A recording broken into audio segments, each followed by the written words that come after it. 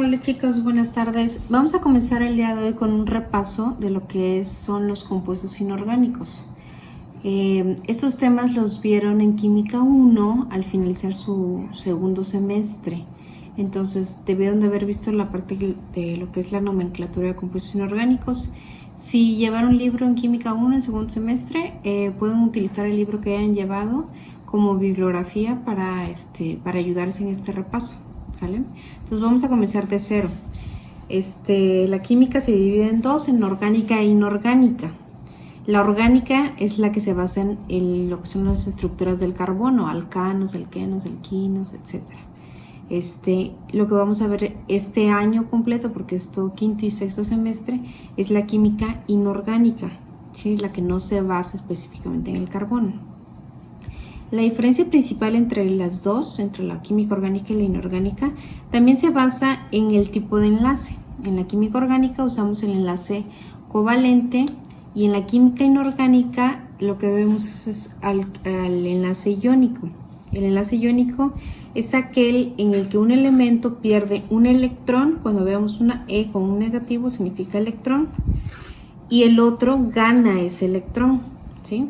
No necesariamente tiene que ser uno, pueden ser dos o pueden ser tres, ¿sí? Pueden ser 4 electrones, ¿sí?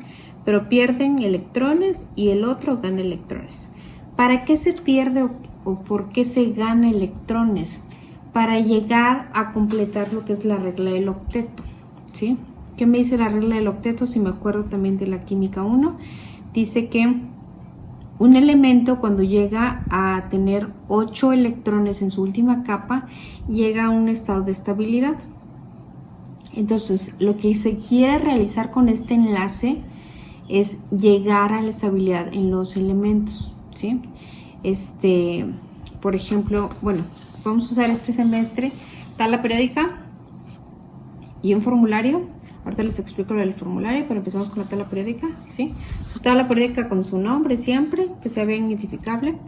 A mí me gusta esta tabla periódica, si la pudieran conseguir en tamaño carta, ¿sí? Mucho mejor, porque tiene muy poca información. Hay muchas tablas periódicas que tienen muchísima información y con tanta información me pierdo, ¿sí? Entonces yo voy a usar esta tabla periódica, que es la que está colgada en los pizarrones cuando regresemos a clases. Y aquí me voy a guiar con mucha de la información, ¿sí? Entonces, estos elementos, todos los elementos, ¿sí? De acá para acá, ¿sí? Son inestables solitos. Por eso siempre aparecen como en forma de compuesto, ¿sí? No están solitos. Los únicos elementos que son estables son estos, porque estos elementos sí llegan a tener, ¿sí? Que son los gases nobles, la última columna, sí llegan a tener a sus 8 electrones en su última capa, ¿sí? A estos gases nobles, si yo me fijo, aquí debajo de cada símbolo químico viene un 0. Eso significa que ya no tiene ningún espacio para ningún otro electrón, ¿sí? Entonces, esos son los únicos elementos estables. Todos estos son combinables. Entonces, lo que vamos a hacer con la tabla periódica es dividirla, ¿sí?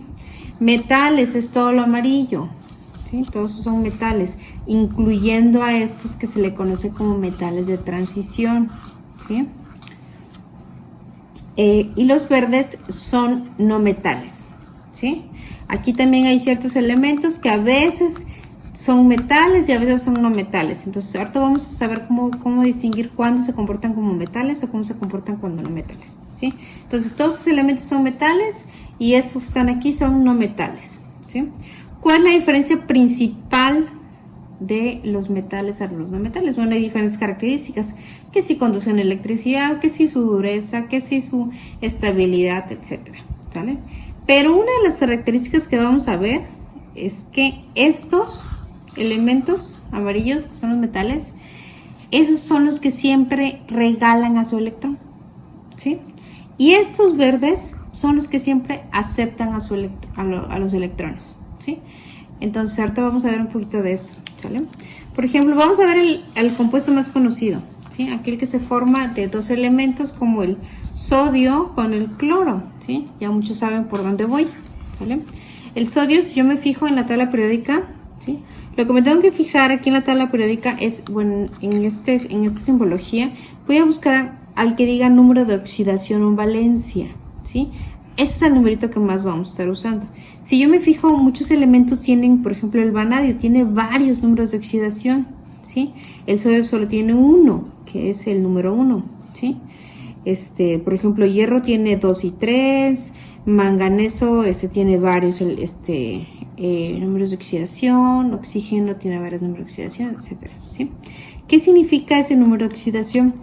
Ese número de oxidación me indica cuántos electrones hay en su última capa, ¿sí? Si me acuerdo un poquito de los modelos atómicos, no sé si se acuerdan que está el núcleo y en el núcleo están los protones y los neutrones. Y alrededor del núcleo van girando en unas líneas como imaginarias, ¿sí? Que se le llaman órbitas, ¿sí? En estas líneas van girando los electrones, ¿sí?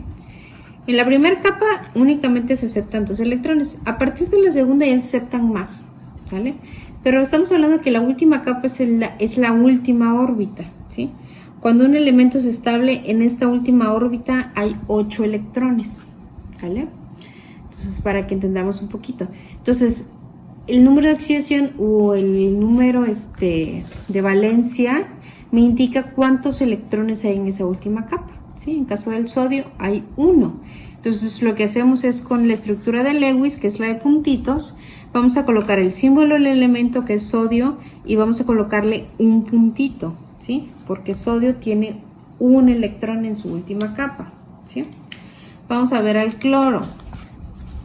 Cloro, si me doy cuenta, el cloro es verde. Entonces dijimos que los verdes son los elementos que aceptan a esos electrones, ¿sí? Que ganan a esos electrones.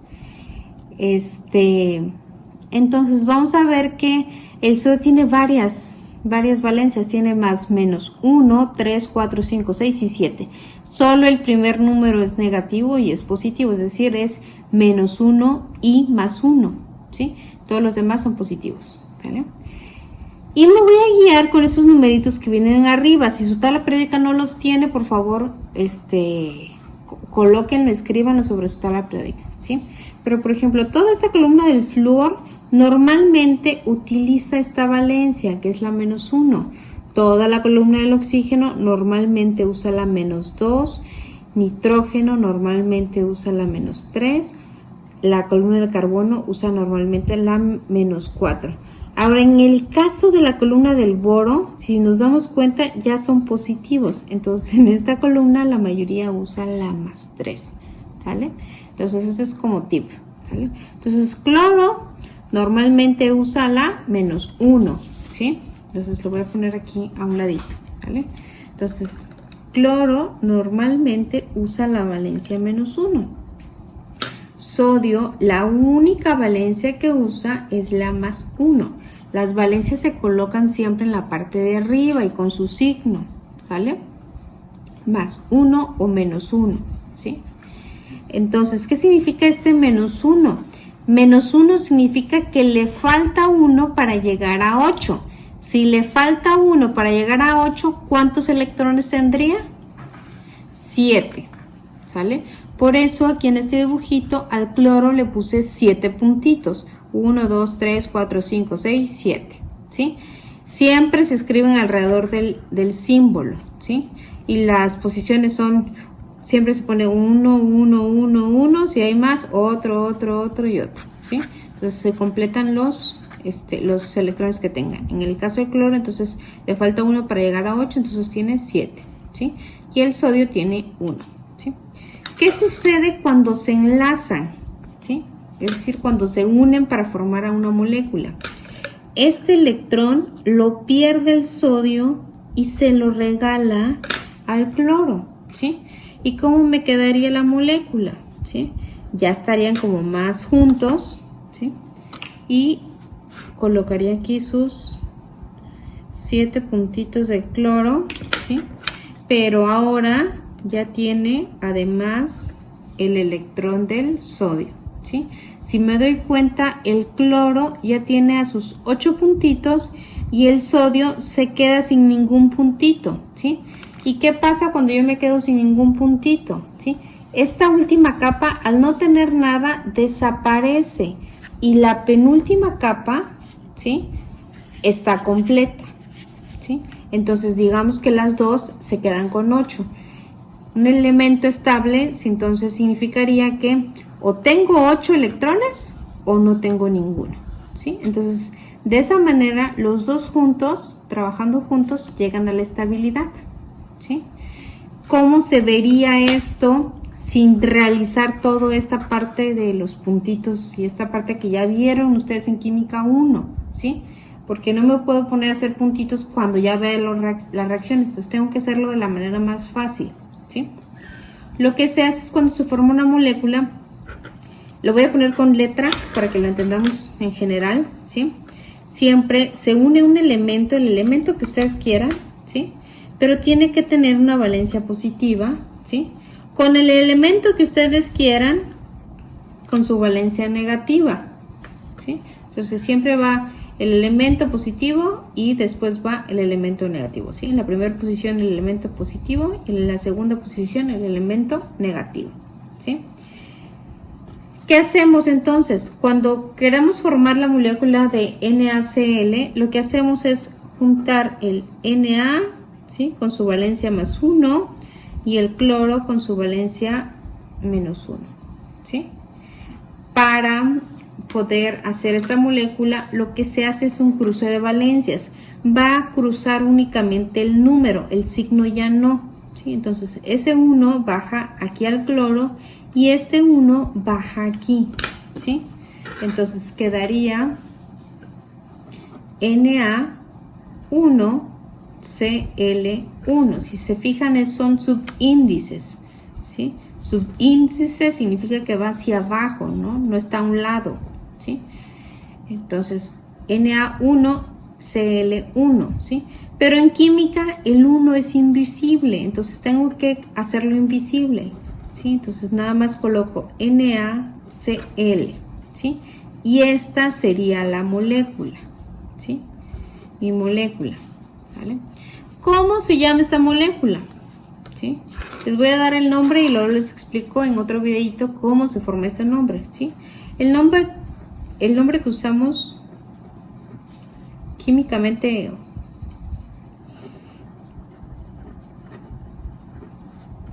¿sí?, es el nombre químico. El nombre común, el nombre en el que ustedes lo conocen es sal de mesa, ¿sale? Pero el nombre químico sería cloruro de sodio, ¿sí? Aquí también ustedes fíjense en una parte. Primero se nombra al segundo elemento, ¿sí?, cloruro, está en la segunda posición, de sodio en la primera posición, ¿sí? También hay un intercambio en el nombre, ¿sale? Y esto que se ve en el nombre, el intercambio en el nombre, se ve en todos los compuestos químicos, ¿sale? Entonces, para hacerlo un poquito más formal, otra vez de regreso, ¿sí? Para la fórmula química, el primer elemento es positivo y el segundo elemento es negativo. Cuando un elemento tiene una valencia positiva, se llama catión, ¿sí? Cuando un elemento tiene una valencia negativa, se llama anión, ¿sí? Y siempre se une un catión con un anión. Siempre, siempre, siempre y siempre, ¿sale? Vamos a ver otro ejemplo para que también les explica lo que se llama la simplificación de la molécula, ¿sí?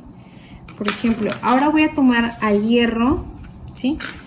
El hierro, vamos a hacer por acá.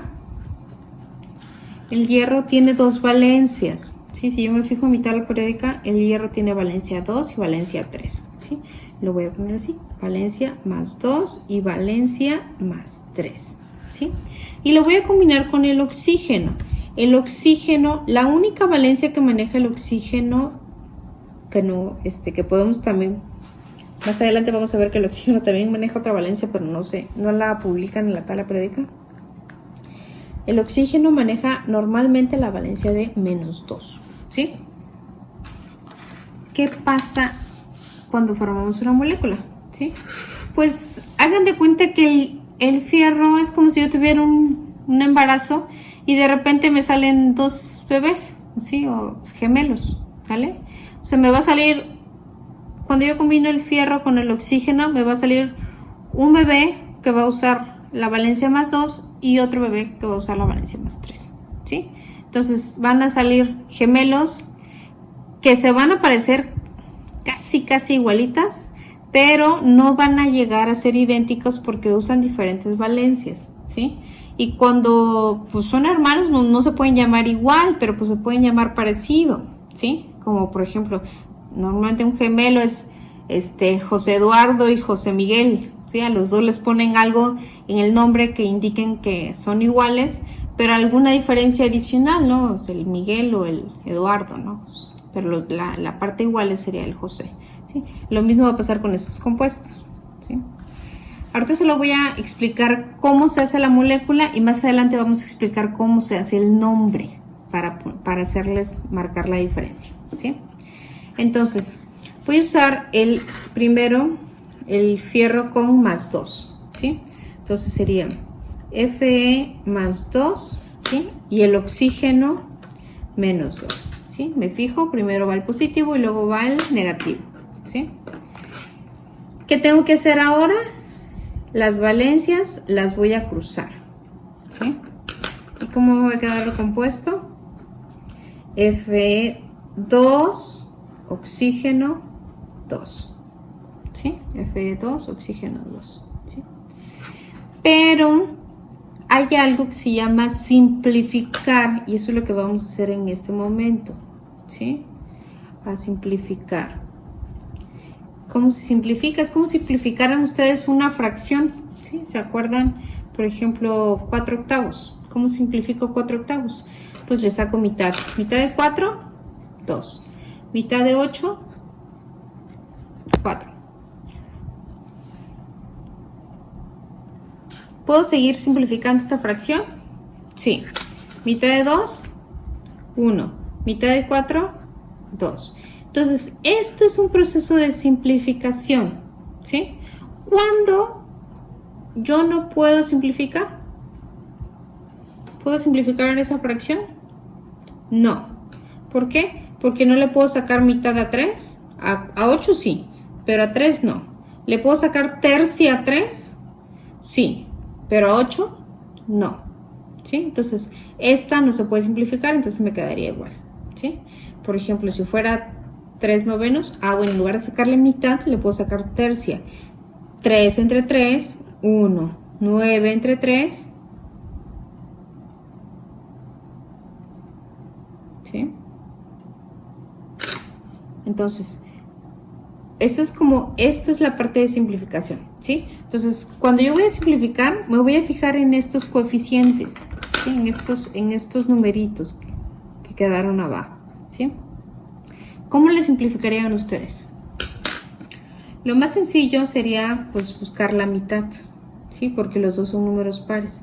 Entonces voy a buscar la mitad.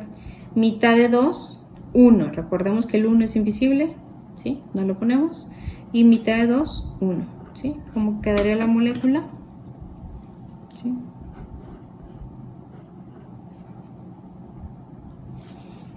Ahora, ¿qué pasaría con el de hierro 3? Hierro con la valencia de 3, oxígeno con su valencia -2, ¿sí? La cruzo, este 3 baja aquí y este 2 baja aquí, ¿sí? Y me quedaría hierro 2, oxígeno 3, ¿sí? ¿Se pudiera simplificar 2 y 3? No, ¿sí? Entonces yo ya no puedo hacer el proceso de simplificación, ¿sí? Entonces la molécula me quedaría así, ¿sí? Siempre que ustedes puedan simplificar, se debe de simplificar, ¿sí? No puedo dejar la molécula así, ¿sí? Entonces en cualquier ejercicio que hagamos de aquí en adelante hay que simplificar, ¿sale?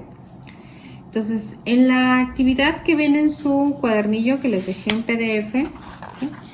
Una de las actividades que vamos a hacer es realizar esto, que es un formulario que vamos a usar todo el año, ¿sí? Es más, una vez que ya lo terminen de fabricar, ustedes pueden hasta enmicarlo, ¿sí? Hagan un cuadro sinóptico, una tabla, de lo que ustedes quieran. Ahí en las instrucciones de la actividad les puse que hay que colocar. ¿Qué son los compuestos inorgánicos? Los compuestos inorgánicos se dividen en 9 familias. Hay más, pero estas 9 son las 9 básicas que vamos a ver durante este semestre, ¿sí? Se dividen en óxidos metálicos, óxidos no metálicos, hidruros metálicos, hidruros no metálicos, hidrácidos, hidróxidos, sales binarias, oxisales y oxiácidos, ¿sí? Hay unas tablas que les pido que copien. Estas tablas las vamos a usar en todos los 9 temas, ¿sí? Este es un folder o carpeta, no sé cómo le llamen, ¿sí?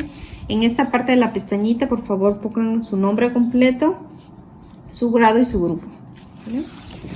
Me van a abrir el folder, ¿sí? Y me van a dividir, no sé si se ve por ahí, ¿sí? Estoy tratando de enfocar un poquito, ¿sí? Me van a dividir ustedes este folder por dentro en 9 secciones. Acá hay 1, 2, 3, 4, 5, 6, 7, 8, 9, ¿sí? Y en cada sección ustedes van a colocar la información que viene explicada en su PDF, ¿sí? En el documento. En la parte de atrás, aquí yo no lo tengo pegado, ¿sí? No lo he impreso. Viene en la parte del final, en la parte de anexos, una tabla que se llama tabla de iones poliatómicos, ¿sí? La pueden imprimir y pegar. Quien no tenga posibilidad de la impresión, la puede copiar a mano, ¿sí? Entonces, esto es bien importante para que comencemos el siguiente video, ¿sí? Sin esta carpeta no vamos a poder entenderle al siguiente video. Entonces es bien importante que antes de que prosiga con el primer tema, que sería óxidos metálicos y óxidos no metálicos, tengamos bien hecha nuestra carpeta, ¿sí? Esta carpeta no la hice yo, hay muchas cosas que le faltan, entonces me voy a estar guiando mejor con la información que yo les fui colocando en el PDF, ¿sale? Espero que les haya quedado claro, chicos, esta parte inicial es bien importante, ¿sí? Repasen, esta explicación viene en el libro, pero ojalá se les haya hecho un poquito fácil con esto, ¿vale? Nos vemos en el siguiente video.